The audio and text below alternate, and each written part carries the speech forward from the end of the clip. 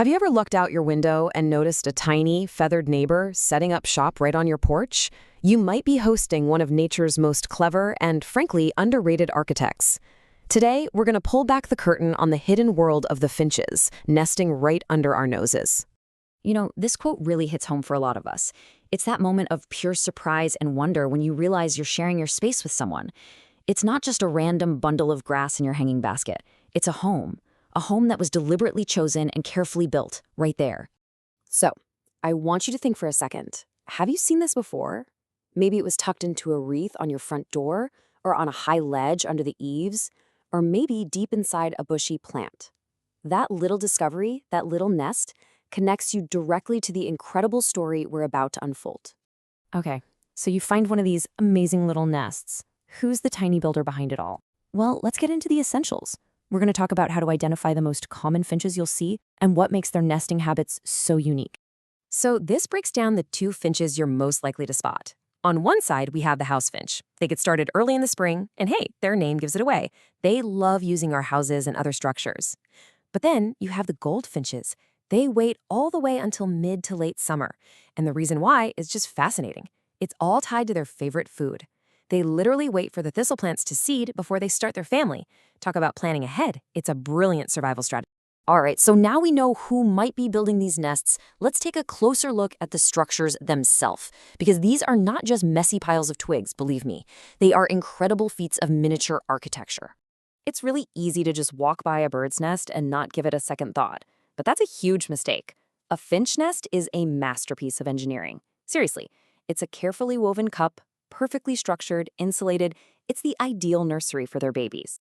And get this, the whole thing is only about 3 to 7 inches across. It's small enough to fit right in the palm of your hand, yet it's tough enough to withstand wind and rain. The outside might look a little rough, but inside it's a soft, safe cradle for a whole family. And what's inside that amazing little structure? The clutch. That's the word for a set of eggs laid at one time. For finches, you'll usually find anywhere from 2 to 6 of these tiny, pale blue or greenish gems. Each one is a little promise of a new generation, tucked away safely in that woven cup. This slide shows that difference perfectly. Over on the left, you've got the house finch, a bird that has totally adapted to living with us. They're using our porches, our gutters, our hanging baskets. But on the right, the goldfinch prefers a more natural setting, building its nest out in the shrubs, always close to its favorite thistle plants. It's really like a classic tale of city living versus country living, bird style. So the house is built. But what really makes it a home? This is where the story gets so cool. It's not just about the architecture, it's about the family life that unfolds within those carefully woven walls. What's so amazing is the teamwork. Finches usually just pair up for a season, but wow, are they incredible co-parents.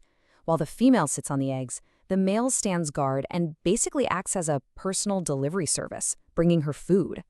And then once the chicks hatch, it is all hands on deck. Both parents work tirelessly, nonstop, to feed their rapidly growing family.